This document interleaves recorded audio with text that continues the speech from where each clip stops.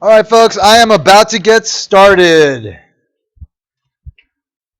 Welcome, everybody. Welcome to like the 8th week together. So we're deep into this whole process now. I hope it's treating you okay. I hope all of you are kind of surviving the trials and tribulations of the semester, of course. But this is definitely not the time to uh, sort of kind of shy away from the challenges that are inherent into this whole experience. It's a time to really just take it all head on.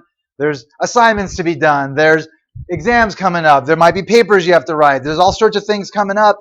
Get it all organized, figure out how you're going to make the best use of your time to get it all done, and get it done. Don't leave things to the last moment. Don't let yourself be put into a corner where you have very little time to take care of a lot of things and you aren't able to demonstrate how capable you are, how talented you are at doing all these things that are expected of you.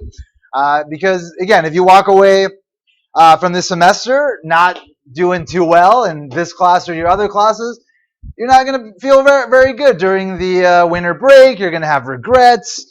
It's going to eat into the possible joy that you could be experiencing during that time. So just you got to always think about how is the present affecting the future, and that's always kind of has to be in the forefront of your mind to some extent in order to prioritize things in the way that will result in the kind of outcome you want from all of this. So in the middle of semester, that's where we're at. It's definitely not the time to kind of ease off on the gas, even though you might not have an exam tomorrow, you might not have an exam in the next couple of days. It doesn't mean you shouldn't be studying as though you have an exam. You shouldn't be learning the information that you're covering as though your grade depends on it, because it does depend on it. It's not just dependent on those couple of times that you have to sit down and pull your hairs out for an hour and 10 minutes trying to figure all this stuff out. If you sort of make this as important as possible for yourself at every single moment, when those difficult times come, when you are being challenged like you are on exams, then they turn out well and you feel really good, and then that kind of builds a foundation for future successes. So don't let yourself down is ultimately what I'm trying to say. You're the most important person in your life. You don't want to feel like you can't depend on yourself during the most difficult times, and therefore during the easier times, you should motivate yourself to get as much done as possible. So please do that. Don't drop the ball. Make this semester a big success for you. All right, so as far as what we're doing in this course, we have covered one chapter so far. That is chapter 10 on the investment, in which we talked about the relationship between investment and savings, both in a closed economy and in an open economy, and then sort of established what it means to invest, what are the different sort of vehicles of investment, and our financial system, the financial intermediaries that channel investment to savings. Really important stuff, not just for this course, but also for your entire lives, because the financial system that surrounds us is one of the most important dimensions of our lives. That's why you're here. Ultimately, you are building human capital, right? Your knowledge, your skills that will then allow you to get out in the world and earn income above what you would earn otherwise if you had not come here and refined your skills in such a way. So once you earn that income, you're going to start saving some of it. You're going to invest some of it, and the information in the last chapter kind of gives you an idea of how all of this works. Today we are going to move forward, and we are going to study sort of the relationship between income that a person earns, and therefore in aggregate that everybody earns, and expenditure, how much is spent, and how that affects the equilibrium level of GDP, the sort of the amount of output that the economy wants to produce in any given time period. And we're going to look at the forces that maybe change that. And the forces that change that will be dependent completely on spending. And we've talked about different types of spending: government spending, consumption spending, investment spending. So we'll look at sort of the process by which spending can then get us to sort of different states of the economy where maybe more is being produced or less is being produced. And we'll talk about that process that kind of gets us from one state to another.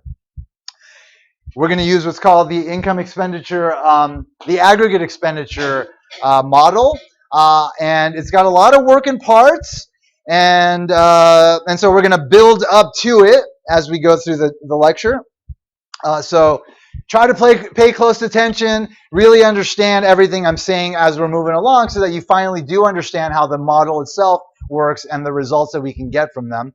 And then we'll do some practice problems to kind of help solidify some of the concepts that we'll be covering, just so that you get a little bit more of a kind of like a hands-on applicable training with respect to this model, because it's the first time you've ever seen this model.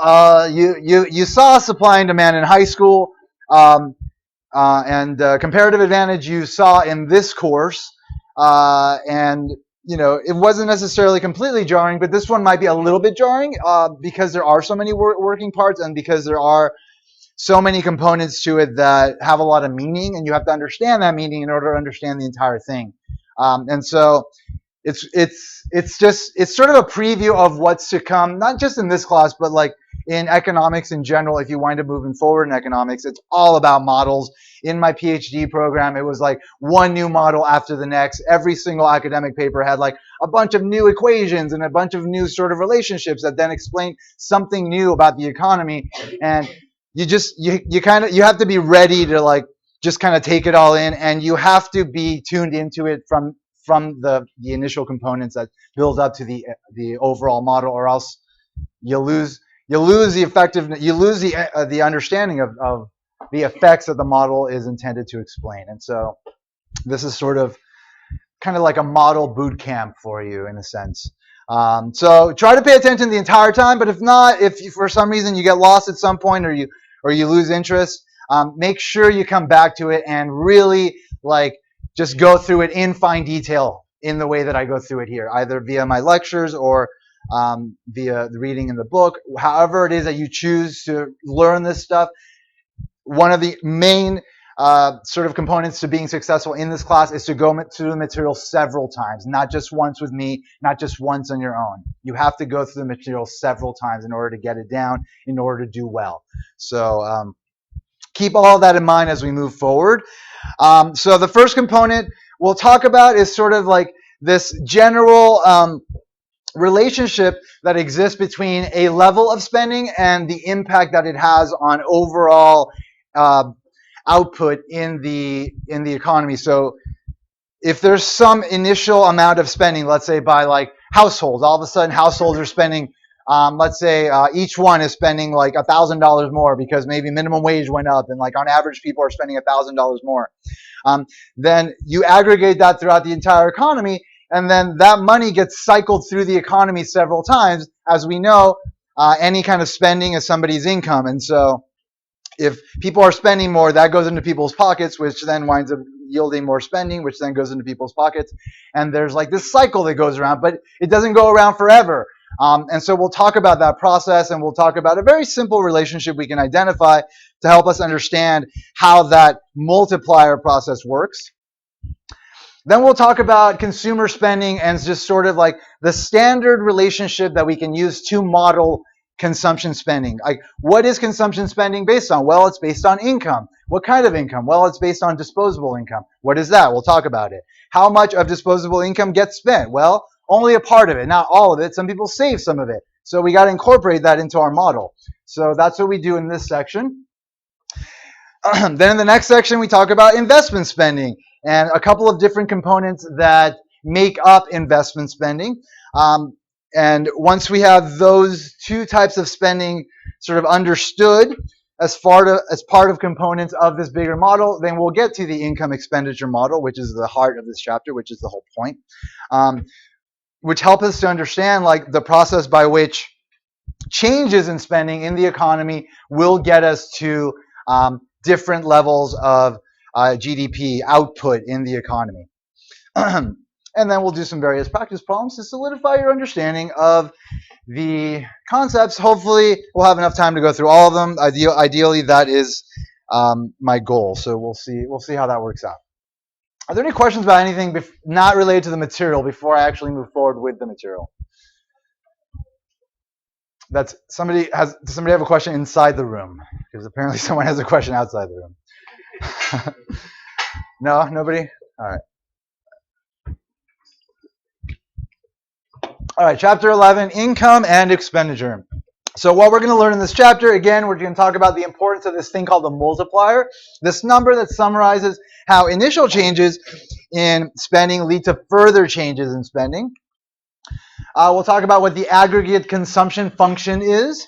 It is a model of consumer spending of everyone in the economy.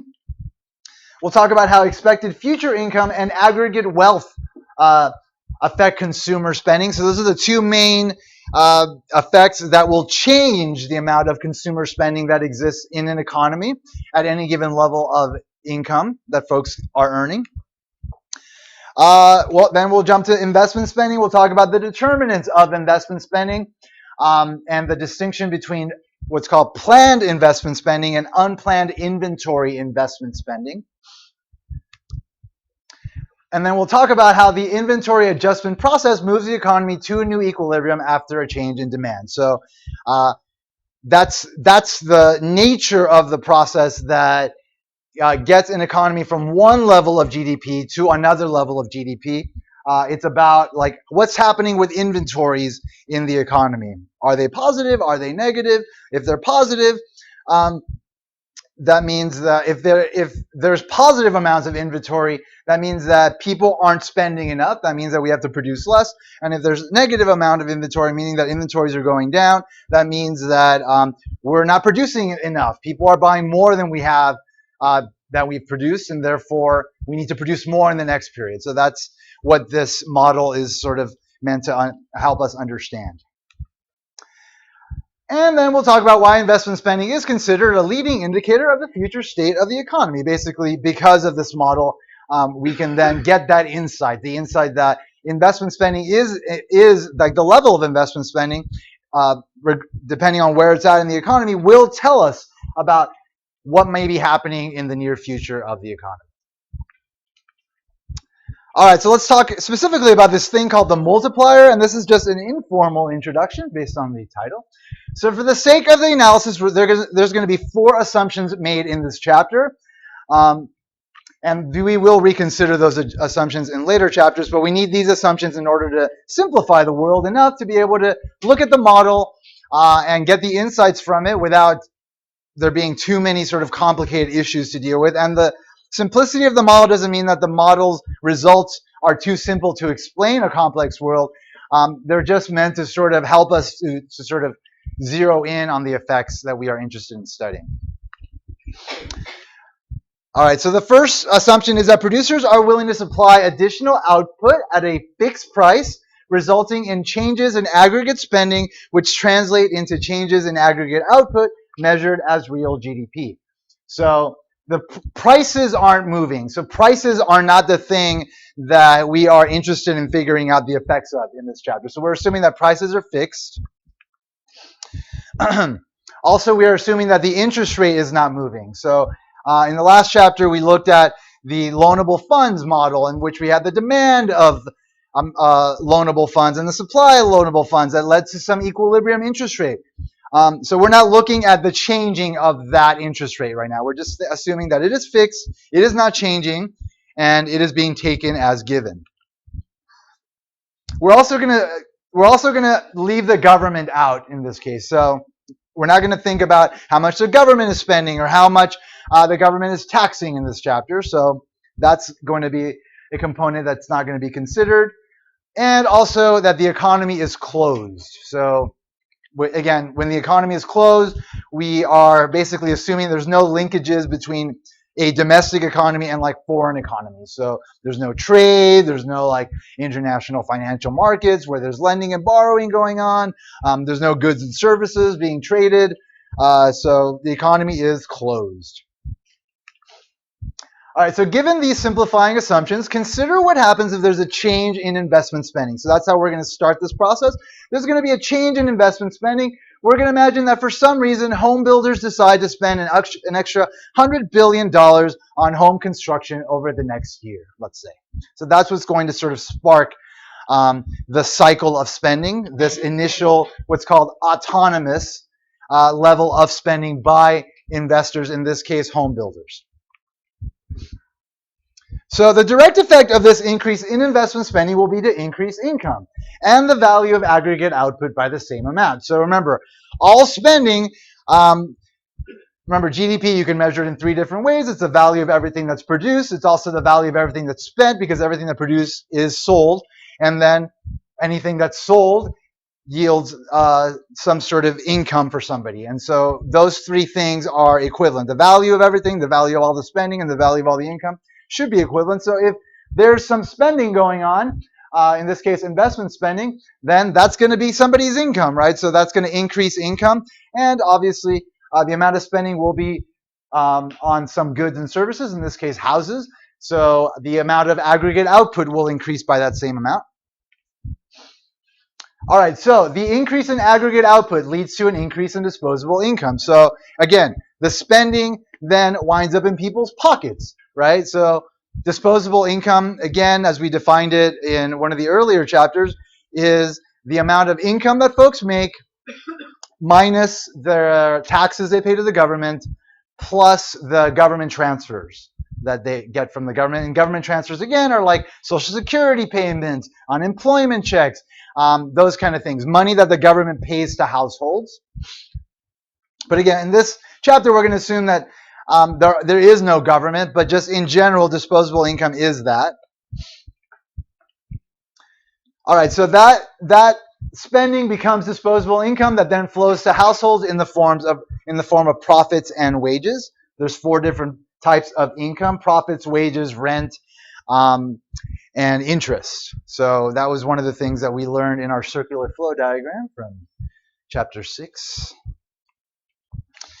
All right, so this increase in households' disposable income leads to a rise in consumer spending, right? So when people get this money in their pockets, they go out and spend some money. So that leads to some more spending on the part of consumers, and then that induces firms to obviously produce more, and that creates more output.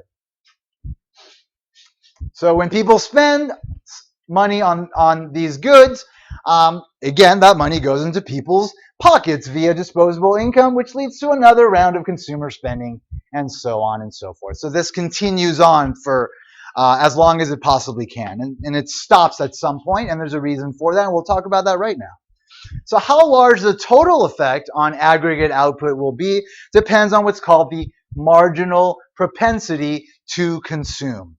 So marginal, sort of at the edge of an activity, at the margin, the marginal propensity, inclination. So at the margin, I have an inclination to consume. My marginal propensity to consume is the increase in consumer spending when disposable income increases by $1. So how much of that $1 in disposable income is spent?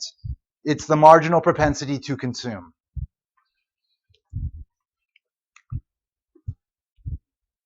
When consumer spending changes because of a rise or a fall in disposable income, the marginal propensity to consume, MPC, is the change in consumer spending divided by the change in disposable income.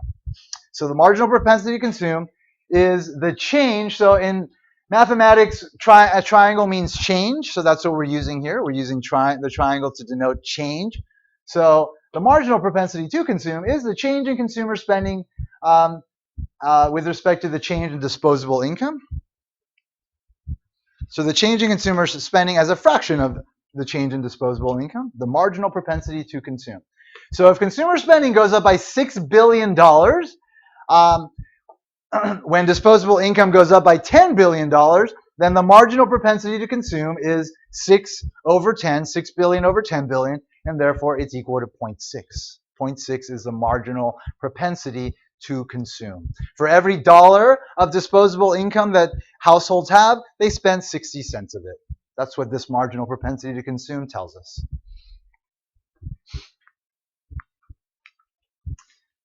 Since consumers normally spend part, but not all, of an additional dollar of disposable income, the marginal propensity to consume is a number that will always be between 0 and 1. So if the marginal propensity to consume tells us that they spend all of their money, all of the disposable income they earn on consumption spending, then the marginal propensity to consume will be equal to 1. And if it's anywhere less than that, that means that that fraction represents the amount out of a dollar that is spent on consumer spending that they earn in disposable income. Marginal propensity to consume. The other side of the coin here is a marginal propensity to save. So if the money that is disposable income that is left over after consumption is not spent on consumption, it is going to be saved. So therefore, the amount of money, the increase in household savings when disposable income rises by $1 is the marginal propensity to save. The marginal propensity to save is equal to 1 minus the marginal propensity to consume. So the sum of the marginal propensity to consume and the marginal propensity to save is equal to 1. Right? Because every dollar is going to be part of it's either going to be spent or saved. And so the part that's spent is represented by the marginal propensity to consume, and the part that's saved is represented by the marginal propensity to save. And so, again, the two add up to 1. Marginal propensity to consume plus the marginal propensity to save.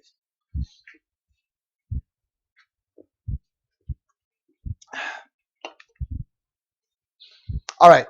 Given the marginal propensity to consume, understanding how that initial $100 billion that home builders, investors, spend affects overall GDP is going to reveal the nature of what's called, again, the multiplier. So in the first round of spending, there's going to be that increase in investment spending. It's going to be $100 billion. And so the first round of spending is equal to that $100 billion. Then that money, again, it eventually goes into folks' pockets as disposable income. And so now consumers have this money, and they have to decide what to do with it. Are they going to save it? Are they going to spend it? Well, it's going to depend on their marginal propensity to consume.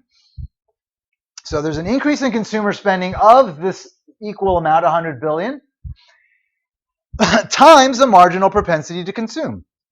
So the marginal propensity to consume times $100 billion tells us how much of that $100 billion will be spent in consumer spending. So in that second round of spending, only a fraction of $100 billion will be spent. And it, again, will be equal to $100 billion times the marginal propensity to consume. All right, so second round has occurred. Money has been spent. That money now becomes income to people once again. So you've got this amount of money, $100 billion times the marginal propensity to consume. And that now is going to be spent on consumption by consumers. So you're going to have this amount, $100 billion times the marginal propensity to consume, going into the third round, and the amount that's going to be spent is going to be that amount times the marginal propensity to consume. And therefore, in round 3, what's going to be spent is that $100 billion times the marginal propensity to consume squared. Marginal propensity to consume times the marginal propensity to consume equals the marginal propensity to consume squared. Was there a question? Just keep going around, keep going down round. I'm going to keep going till like round 38,000. And that's going to be the entire class from now to the end of the semester.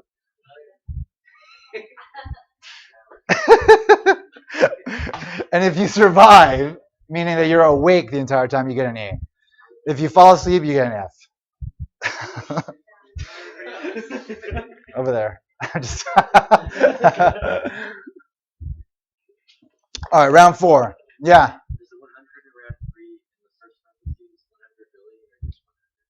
It's 100 billion, so I didn't let that be out. But yeah, it's 100 billion. It's that same 100 billion, the initial amount that's spent. All right, round 4. Again, we have this amount going into round 4, 100 billion times the marginal propensity to consume squared. And again, the amount that's going to be spent is this amount times the marginal propensity to consume. And therefore, In the fourth round, we're going to have spending of the size 100 billion times the marginal propensity to consume cubed.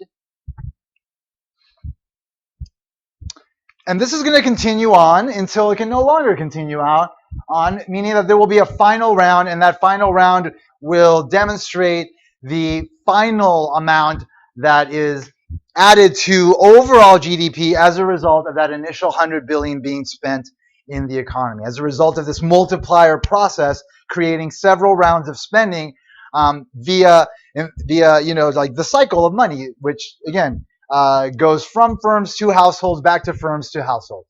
But again, part of that always, as throughout every cycle, is being put aside as savings, right? And the amount that actually is dependent entirely on the marginal propensity to consume. So the total increase in real GDP is going to be 100 billion times. So over here, if we add all of this, we can factor out 100 billion, and then we're going to have 100 billion times 1 plus the marginal propensity to consume, plus the marginal propensity to consume squared, plus the marginal propensity to consume cubed, and so on and so forth.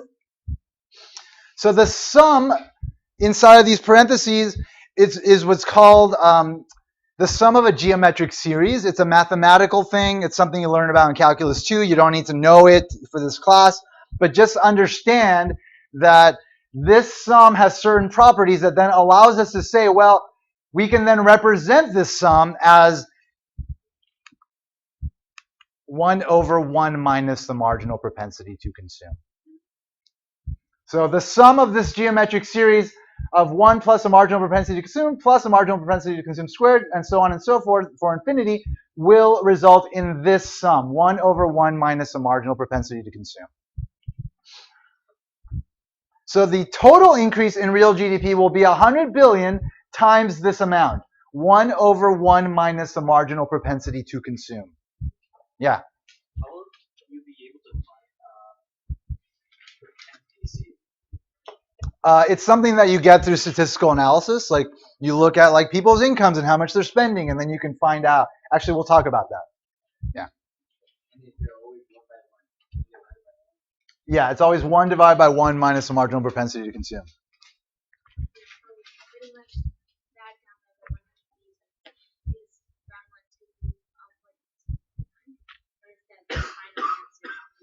This is the final answer. This is like the final amount that will be added to total GDP, given the fact that there's going to be several rounds of spending, and part of the spending will always be taken out in savings.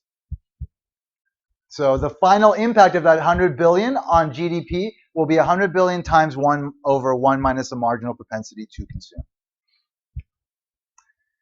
So if we, let's say that the marginal propensity to consume is 0.6, as we've already said, again, meaning that for every dollar of disposable income that households have, they spend 60 cents of it and save 40 cents of it. So therefore, what is the marginal propensity to save? It's 0.4, right? Exactly. I never doubted you for a second. All right, so if we say that the marginal propensity to consume is equal to 0.6, then the total increase in real GDP based on that initial increase in investment spending of 100 billion is going to equal 100 billion times 1 over 1 minus 0.6, the marginal propensity to consume. 1 over 1 minus 0.6 is equal to 2.5. And so if we multiply 100 billion times 2.5, then we see that that initial amount of 100 billion will add to overall GDP $250 billion.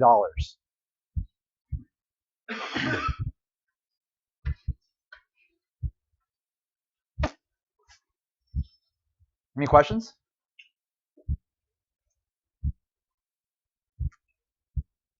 So you don't have to know this part, but I needed to show you that part in order to understand where this came from. Ideally, at some point in your lives, you will take multiple calculus courses because it is worth your time to do that. And you'll figure out, oh, the limit of a geometric series is this. Actually, I have a practice problem later where I kind of show you how to get to that. But again, I won't expect you to know how to get to it. Just know what this is. All right, so if we look at what's actually happening in the rounds of spending due to the marginal propensity to consume being equal to 0.6. We can see that in the first round, that there's that 100 billion spent, that added 100 billion to real GDP. The second round, we had 60 billion spent, right? Because the marginal propensity to consume is 0.6. So that means 40 billion were saved, 60 billion were spent. That means that total GDP increased to 160. Then in the third round, we're going to have the 36. We're going to have the 60 billion times 0.6, which is going to get us to 36 billion added in spending. So that's going to get us to 196. Fourth, again, multiply 36 by 0.6 gets us to 21.6. Adding that to the last round gets us to 217.6. And eventually, as we keep going all the way to the point where the increase in GDP goes down to zero, the final impact of all that spending will be $250 billion. But again, you don't have to track it line by line. You just multiply that 100 times 1 over 1 minus the marginal propensity to consume, which is equal to 0.6, to get that number. Were there questions? All right, so what started all of this is called an autonomous change in aggregate spending. Autonomous means like by itself, nothing spurred it. There was nothing that caused it. It's just like an autonomous change in aggregate spending. I mean, obviously something caused it, but none of the forces that we are considering here caused it.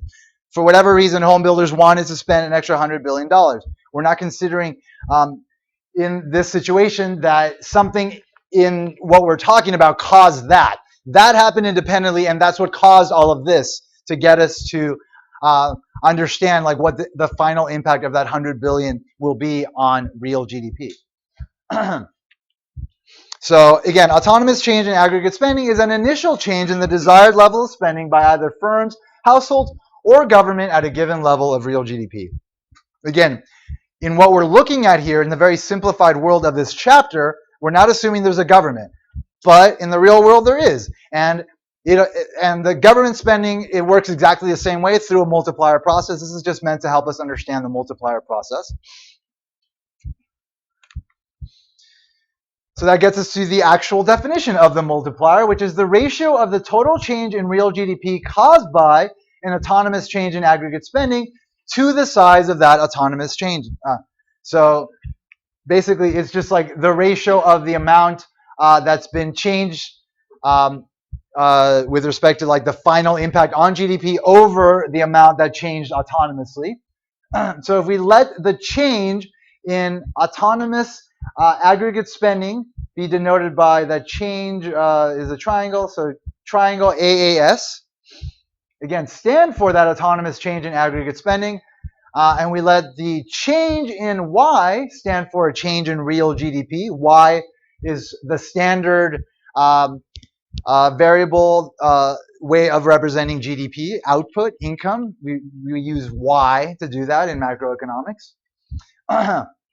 Then the change in real GDP is equal to 1 over 1 minus the marginal propensity to consume times that change in autonomous aggregate spending. So before it was that 100 billion, and so that's what this was, that 100 billion, and then the marginal propensity to consume was 0.6, and so therefore the change in Y was 250 billion. If we divide both sides by the change in autonomous aggregate spending, then we wind up with the ratio of the change in real GDP, which was again caused by an autonomous change in aggregate spending, to the size of the change of that aggregate spending, which is equal to 1 over 1 minus the marginal propensity to consume, which reveals this to be the multiplier. So 1 over 1 minus the marginal propensity to consume is the multiplier. Yeah. Which triangle? Over here? A Y? And that's real GDP. Alrighty. You can move closer if you'd like. Okay. All right, so anyway, so that's what that is. That's what that 1/1 minus a marginal propensity to consume, it is the multiplier.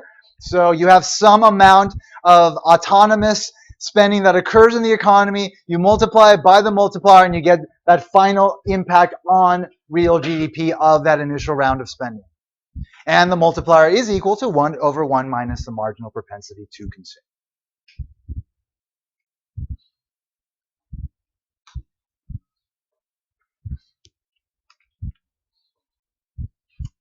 So what this tells us is that the higher the marginal propensity to consume is, the higher the multiplier will be.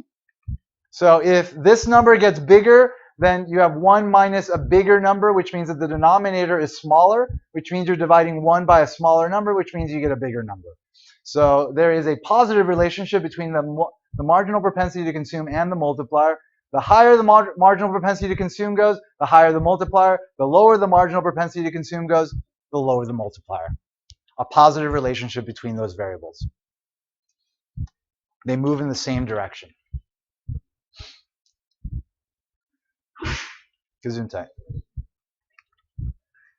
All right, so that's the marginal propensity to consume. That's the multiplier. Now we're going to talk about consumer spending, and we're going to bring that concept into it because obviously consumer spending is going to be dependent on the marginal propensity to consume because the amount people are willing to consume is, again, totally reflected by the multiplier. I'm sorry, the marginal propensity to consume, the amount they're willing to spend of every dollar of extra disposable income that they earn. So consumer spending normally accounts for 2/3 of total spending on final goods and services in the economy, and therefore it's an important component of overall spending. So let's talk about current disposable income and consumer spending. So the most important factor affecting a family's consumer spending is its current disposable income, which again is income after taxes are paid and government transfers are received. The Bureau of Labor Statistics collects annual data on family income and spending. So they do surveys of people. They find out, various demographic information on families, family size, etc. And then they look at, well, how much are they making and how much are they spending? Families are grouped by levels before tax income and after tax income for each group. And then the Bureau of Labor Statistics after tax income calculation is equivalent to the current disposable income. So the after tax income is what they use to represent current disposable income in the models that they try to develop based on the data that they gather. Since the income figures include transfers from the government as well. So here's some of the data from 2013 American households. These are some of the data points. And we see, so here we have consumer spending on the y-axis and current disposable income on the x-axis. And we see that as current disposable income increases, there appears to be a positive relationship with consumer spending, meaning that as people earn more, they spend more. And you can kind of see that positive relationship in these data points. If you were to connect them together, there would kind of be a line there. It wouldn't be perfect, but it would be close. And that's a lot of what statistical analysis is. Like you gather a bunch of data, you plot it, and then you say, well, is there like a line or a curve that kind of estimates what's happening there? If there is, then we can do what's called statistical regression to sort of figure out, well, what's the slope of that line? What's the intercept of that line? And then you can use that equation to project things and or maybe try to analyze other markets that you don't have data on. That's a lot of what goes on in economics and a lot of social sciences that use statistical analysis. So it is worth your time to learn all this stuff, by the way. Just taking statistics in general is good, but definitely taking econometrics is better. All right, so what this relationship that we have here, where there's a clear positive relationship between the level of current disposable income and current spending based on the research done by the BLS, is what we call the consumption function. It's an equation showing how an individual household's consumer spending varies with the household's current disposable income. So when you take all the data points, you can then plot a line and then get an equation for that line, and then the equation for that line represents the consumption function. The simplest version of a consumption function is just a line. It's a linear equation. And so you've got consumption equal to some level of autonomous spending that is independent of disposable income, plus the slope of the line, which is the marginal propensity to consume, times the independent variable, the x variable. So in this case, consumption is a y variable, it's the dependent variable. And the independent variable, the one that's moving independently, which is affecting consumption, is disposable income. It's the x variable in this linear relationship. So disposable income times, so x times its slope plus some constant equals consumption. So this is an equation for a line. It's the slope-intercept form of a line. If you remember that from algebra, slope-intercept, because A is the intercept, the point at which the line hits the y-axis. And then the slope tells us the rise over the run of the line. And then yd is the x variable. It's the variable on the x-axis. In this case, again, it is disposable income. And we don't use I because I is reserved for investment. So YD represents disposable income. Y represents GDP or output in these models. So again, so in this case, because we're using lowercase letters, we are talking specifically about an individual's consumption function. So that's another thing that you have to get used to in like disciplines like this, where there's a lot of like notation and trying to like sort of identify a lot of things that are related to each other. So you have to be creative in the way you're going to represent these things. So here we'll represent the consumption function of an individual by lowercase letters, and then when we get to the aggregate consumption function, the consumption function of the entire economy, then we'll use uppercase letters to sort of differentiate the two relationships. The notation gets crazy in like the really advanced models. All right, so again, C is in an individual household's consumer spending. YD is an individual household's current disposable income. Again, I is reserved for investment spending, so that's why we don't use I here. MPC is the marginal propensity to consume. Again, it is the amount by which consumer spending rises if current disposable income rises by $1. And A is a constant term. It represents individual household autonomous consumer spending, the amount of spending a household would do if it had zero disposable income. So if any household has no income coming in, they have to be spending money on like food, right? At the very least, they have to be surviving. So that money must be coming from somewhere. It's not coming from income. So there's always going to be some spending that's going to be independent of disposable income. And that is going to be financed by maybe like savings or maybe like money that's borrowed from other people, not necessarily money coming into the house as income. So that's what that A represents.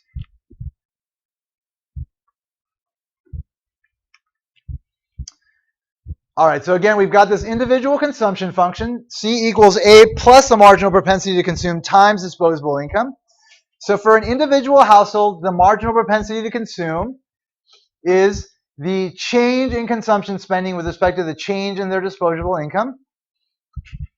If we multiply both sides of this equation by the change in disposable income, and so then we can cancel them out on the right and then get that on the left, then what we wind up with is this relationship that tells us that the change in consumption spending is equal to the change in disposable income times the marginal propensity to consume, which we already know to be true. So again, this tells us that when disposable income goes up by $1, consumption goes up by less than $1, because the marginal propensity to consume is going to be less than 1.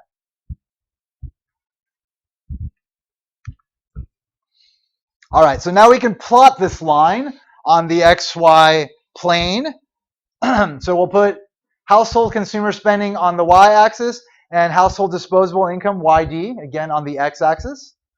And so here's our consumption function. So again, that's the intercept there, the y-intercept is A. It is the amount of spending that's independent of disposable income, and that's why it occurs where disposable income is equal to 0. At 0, there's still some spending going on by the household. And then the line represents the relationship between the increase in disposable income and the amount of consumer spending. The slope is less than 1 because the marginal propensity to consume is less than 1. So if the marginal propensity to consume was equal to 1, it would be an exactly diagonal line with a slope of 1. So a change in $1 of disposable income would lead to a change in consumption spending of $1 as well.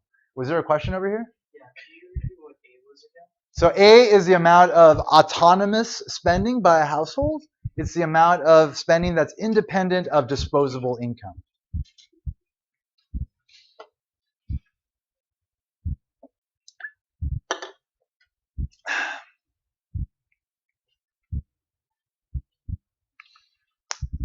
All right, so again, the marginal propensity to consume is the slope of this line. Again, it's the slope of any line is the rise over the run. So the run, the change in X is going to equal the change in disposable income. And then the run is the change in consumption spending. So the change in consumption spending over the change in disposable income is the marginal propensity to consume, and it is the slope of this line. The slope equals MPC there.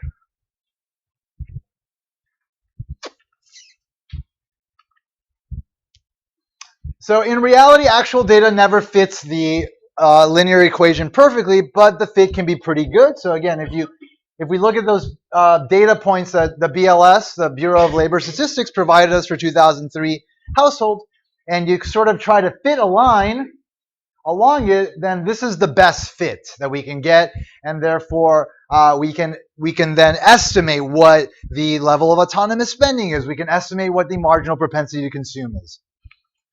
So according to the data on households' consumer spending and current disposable income, the best estimate of autonomous spending was $19,343, and the marginal propensity to consume was estimated to be equal to 0.5. What does that mean for the multiplier? What is the multiplier then? It's not 0.5, but you're on the right track.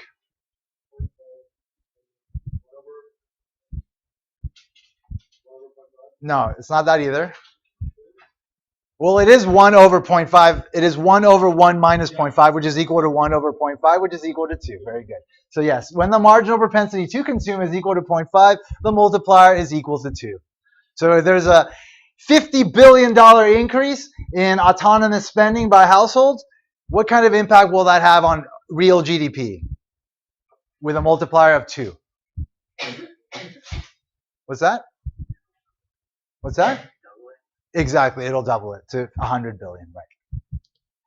All right, so the consumption function fitting this data is therefore going to be equal to consumption equals A, 19,343, plus 0.5, the marginal propensity to consume, times the independent variable, which is disposable income. So again, the Bureau of Labor Statistics gathered all that data, did some statistical analysis, figured out what this A is and what the slope is, and therefore was able to get us the equation for this consumption function, which will then allow us to maybe do an analysis of different areas and maybe just like analyze the same group over a longer period of time without having to collect new data. You can just estimate it based on this relationship that we have here. So that's how you get from like abstract equations to like real world practical relationships that can be used. You use statistical analysis. That's another reason why economics is a challenging discipline, because you not only have to master all sorts of mathematics, but also statistics, which is in and of itself a challenge. And economists have taken it upon themselves to kind of take it for themselves and created this subdiscipline called econometrics. So it's fun. It's fun learning all this stuff. It actually is really great when it all clicks, but it takes time to kind of build up the skills. And it's worth your time though. It's worth your time. All right, so it's important to realize that the figure shows a microeconomic relationship between current disposable income of individual households and their spending on goods and services, because we're not talking about the economy as a whole, we're talking about spending by an individual household. So this is a macroeconomic course, and therefore in this course we want to consider the macroeconomic relationships. So therefore we look at what's called the aggregate consumption function. So we assume that there's a similar relationship that holds for the economy as a whole. It's called the aggregate consumption function. The relationship for the economy as a whole between aggregate current disposable income and aggregate consumer spending. So we represent it with the same equation, but we just use uppercase letters to denote the fact that it is the aggregate, the relationship for the entire economy, not just an individual household or a series of individual households. So again, consumption spending is equal to autonomous spending on behalf of everybody in the economy, plus the marginal propensity to consume, times the amount of disposable income of the entire economy. So again, aggregate consumption spending is a function of aggregate disposable income. And we get to plot this line here that represents that relationship. Has a positive slope because marginal propensity to consume is positive. And we know that there is a positive relationship between consumer spending and disposable income. As disposable income goes up, people spend more. We saw that from the data. So again, C is aggregate consumer spending, known as just consumer spending. YD is aggregate current disposable income. Also, for simplicity, we just call it disposable income. And A is aggregate autonomous consumer spending, the amount when YD equals 0. When disposable income equals 0, there's still a certain amount of spending that goes on by households. Again, that amount that people just spend to survive, regardless of whether there's money coming in, they have to spend money to survive. Autonomous spending. All right, let's talk about things that will shift the consumption function. There's two main things that will shift the consumption function. So when things other than disposable income change, then the aggregate consumption function will shift. And we'll consider just two effects. So the two are if consumers expect aggregate income or wealth to get higher, then consumption at any given level of income will increase, and therefore the consumption function will shift up. And if consumers expect lower aggregate income or wealth consumption decreases at all income levels now, then the consumption function will shift down. So at any given level of income, people will consume less. And if it shifts up at any given level of disposable income, folks will spend more than they were spending before. All right, so let's talk about these two effects in turn. The first is changes in expected future disposable income. All right, so taking the effects of expected future income into account explains an otherwise puzzling fact about consumer behavior. People with higher current income save a larger fraction of it than those with low current income. So in a famous book in 1956 by Milton Friedman called A Theory of the Consumption Function, he showed that taking the effects of expected future income into account explains this behavior, explains why people with more money now tend to save more now rather than people with less money now who tend to save less now. So what he said is, what he explained via his analysis is that people with low incomes expect their incomes to eventually rise in the future. And so they tend to save less now because they know they're going to have more income in the future. That is the case with all of you. You know that your income is going to go up when you leave college and get into your careers. So you're not saving as much now. You'll be saving more later when you have more income. People with high incomes expect their income to eventually lower, so they save more when they have higher incomes. People with higher incomes have high-paying jobs, which they'll eventually retire from, and then they'll be on fixed incomes, Social Security, etc. People expect their incomes to go down when they are making more money, and so they tend to save more. When the economy grows, current and expected future incomes rise. So if the economy is growing, everybody knows that there's going to be more output in the economy, which means that more people are going to spend money on that output, which means there's going to be more income going into people's pockets. So if you expect that to happen, we expect the economy to grow, then we expect current and future incomes to rise. Higher current income tends to lead to higher savings today, but higher expected future income tends to lead to less savings today. And so if you expect your income to increase in the future, then that tends to lead to less savings today. And therefore, this results in a weaker relationship between current income and the savings rate because it depends on whether it's income today or income in the future. So all this can be summed up by Friedman's permanent income hypothesis. The permanent income hypothesis sums this phenomenon up by stating that consumer spending depends mainly on the income people expect to have over the long term rather than on their current income. So people adjust their current level of spending today based on the amount of spending, the amount of income they get today, and the amount of income they expect to get in the future. So the income over their entire lifetime is what determines their spending today, not just their income today. So again, if you expect GDP to go up in the future, then that will shift the consumption function up. And if you expect GDP to go down in the future, then that will shift the consumption function down, meaning that level of autonomous spending is what's going to change. The intercept will change.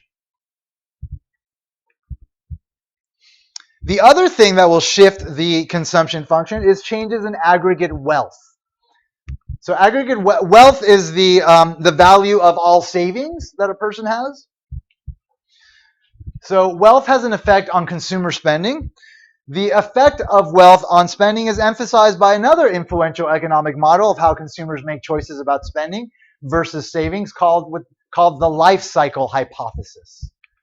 According to this hypothesis, consumers plan their spending over a lifetime, not just in response to their current disposable income. As a result, people try to smooth their consumption over their lifetime, meaning they try to not have too many ups and downs with respect to consumption. They try to just kind of even it out. We assume that everybody's kind of making these calculations where like they know exactly on average how much income they're going to have throughout their entire lifetime. And so their amount of spending is based on that, not on like, how much can I spend today? I'll spend more today and I'll spend less tomorrow, more today. And this, no, just like, I know how much I'm spending. I know how much income I'm getting over my entire life. And therefore people try to smooth their income, not have too many ups and downs, kind of average out the amount they spend throughout their entire lives. So they save some of their current disposable income during the years of peak earnings, typically occurring during a worker's 40s and 50s, and during their retirement, they live off the wealth they accumulated while working. So during their retirement, they will obviously be not saving, and they will be spending more of their savings. So if today there's a rise in aggregate wealth, say there's like all of a sudden like a stock market boom and everybody that invests in the stock market, all the value of their stocks double, then all of a sudden their wealth has doubled. And so if their wealth has doubled, then their level of autonomous spending, the level of spending independent of their disposable income will increase, and that will shift the consumption function up. And if the opposite happens, meaning there's a crash of the stock market and all of a sudden everybody's wealth is cut in half, that means that the level of autonomous spending they're able to make is going to be cut in half, so the consumption function will shift down. So that's the two things that will shift the consumption function: changes in aggregate wealth and then changes in expectations about future income. All right, let's talk about investment spending now. So we're building a model here. So everything is sort of going to build on itself. Everything is going to come together in the income expenditure model. So again, although we talked about initially when I introduced consumer spending that it is 2/3 of overall spending that occurs in the economy, although that is the case, investment spending is the one that typically tends to lead to booms and busts in the economy, meaning they drive the business cycle, meaning what we saw of the business cycle in chapter 6, where we introduced the expansion and the peak and the recession and the trough, the business cycle, the 4 phases of it. what drives those phases, what we've seen is sort of the main determinant of that is the level of investment spending that occurs in the economy, not the amount of consumption spending. So most recessions originate as a fall in investment spending. So here we've got data on all the recessions that occurred going back to the 70s, so 1973 to 75. We see that the annual percent change in investment spending during that period was negative 26.8. So investment spending fell by like a fourth during that period, whereas consumption spending only fell by less than 1%. 1980, another recession. Again, investment spending fell by 15.9%. Consumption spending 1.2%. 1981, 1982 recession. Investment spending fell by 22.5% from the previous year, and consumption spending actually increased then. And that pattern is consistent throughout the subsequent recessions that occurred over the last 20 years or so, or 30 years. So the most important factors affecting investment spending, the things that are going to shift the amount of investment spending that occurs in the economy, are the interest rate and the expected future real GDP. So the level of investment spending businesses actually carry out is sometimes not the same level as the amount that they plan to invest, the planned investment spending. Planned investment spending is the investment spending that businesses intend to undertake during a given period. So at the beginning of a period, in macro, we generally think of periods as quarters, so like 3 months. So at the beginning of a period, a firm's like, okay, well, based on what's happening in the economy, I plan to produce this much amount, right? So all the firms together then have a level of planned investment spending for that period.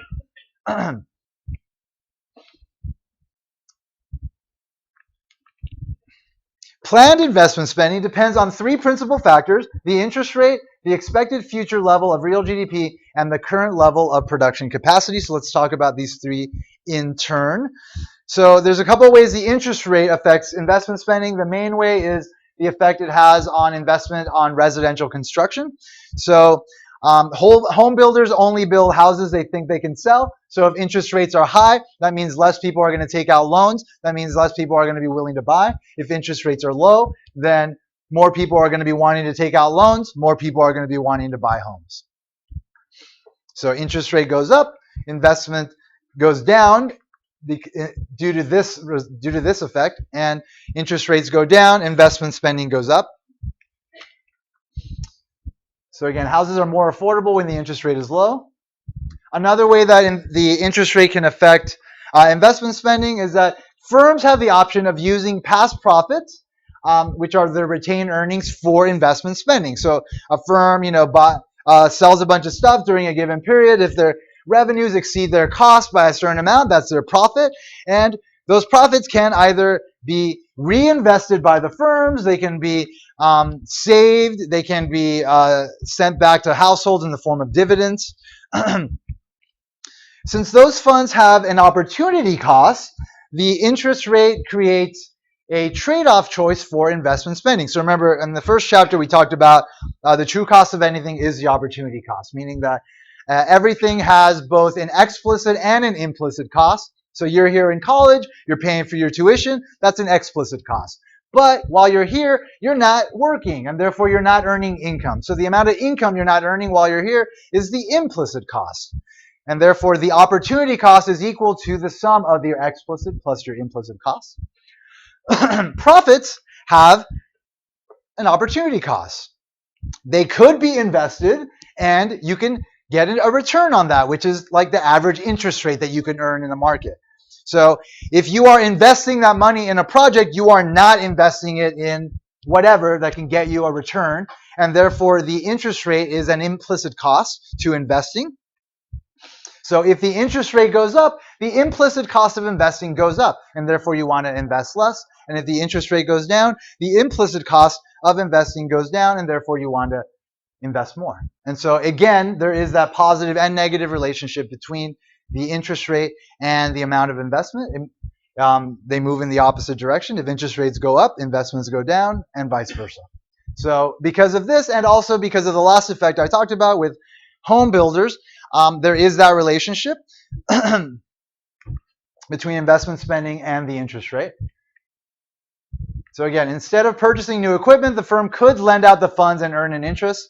So planned investment spending, spending on investment projects that firms voluntarily decide whether or not to undertake, is negatively related to the interest rate. All right, we also have expected future real GDP, production capacity, and investment spending. So these are the other things that can affect the level of planned investment spending.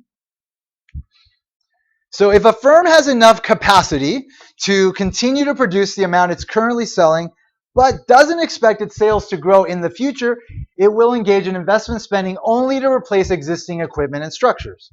So they don't expect things to change in the future, and therefore, again, the only investment spending they'll do is to like maintain their machinery, their buildings, everything that keeps them in business. If instead the firms expect their sales to grow rapidly in the future because they expect real GDP to go up, then it will find its existing production capacity is insufficient for its future production needs, leading to undertake investment spending. So if firms see that there's going to be greater demand in the future because they see the economy that's warming up, people are starting to spend more, things are happening, we're in an expansion part of the business cycle, then firms are going to want to expand their production capacity, which means that they'll increase their level of investment, of planned investment spending. If the firm currently has more capacity than necessary to meet current production needs, even if it expects sales to grow, it won't have to undertake investment spending for a while. So their level of capacity in the present period is going to dictate the level of investment spending they're going to need to do. So again, if they see that the economy is heating up and they currently have more capacity than they need, then in the future they'll probably have enough capacity, and so they won't therefore engage in investment spending.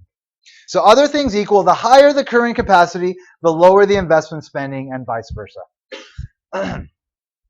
So current capacity is one of the determinants of an increase or a decrease in planned investment spending.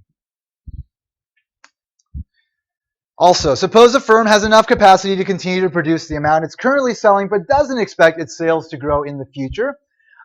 In this case, it will engage in investment spending, as I said, only to replace existing equipment and structures that wear out or are rendered obsolete by new technologies. If instead the firm expects its sales to grow rapidly in the future, it's going to find existing production capacity insufficient for its future production needs. The firm will undertake investment spending to meet those needs.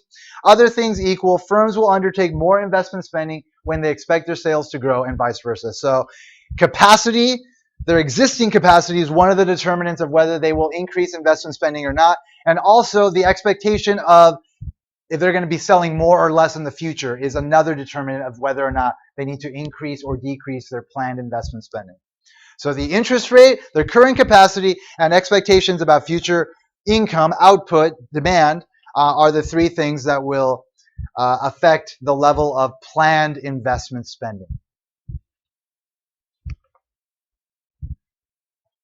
So putting together these last two effects of capacity and expectations about future demand, future GDP, on investment spending of growth and expected future sales and the size of current production capacity, it's certain that if firms expect sales to rise rapidly, they will undertake high levels of investment spending.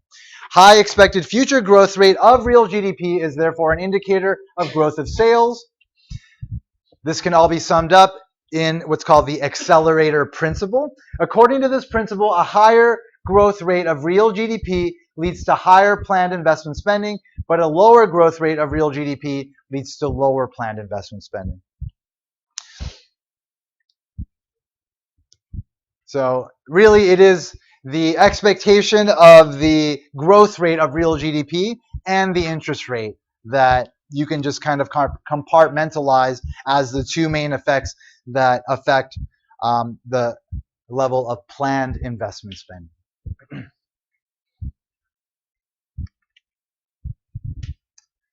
And one more slide, we'll take a break.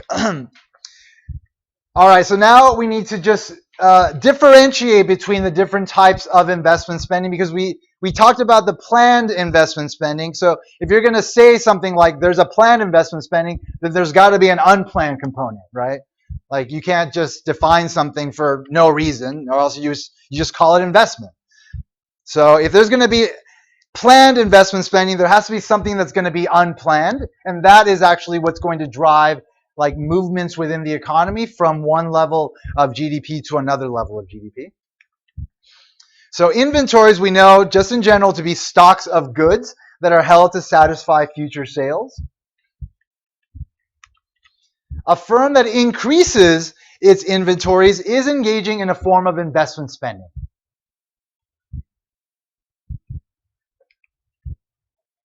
And what we call that is inventory investment. It's the value of the change in total inventories held in the economy during a given period.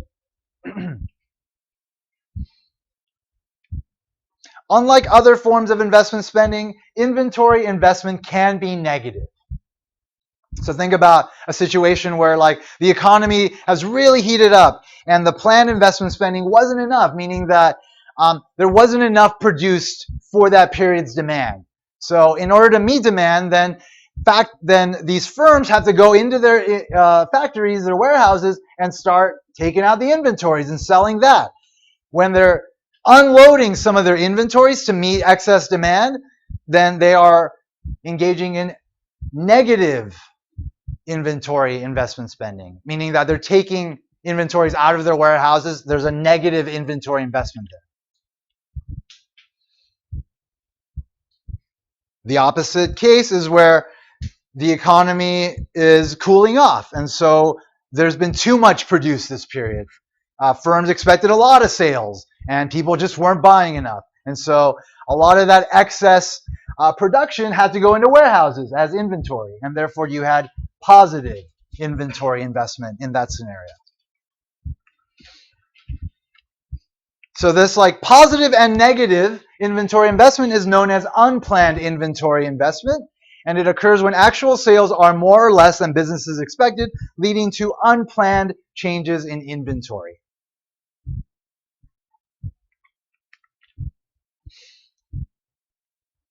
So then we finally get to the term that sums it all up, which is just actual investment spending.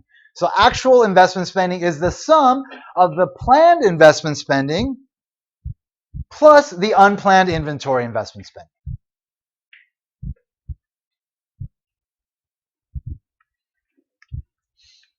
So actual investment spending, I, is equal to unplanned inventory investment spending plus planned investment spending. So I subscript unplanned plus I subscript planned.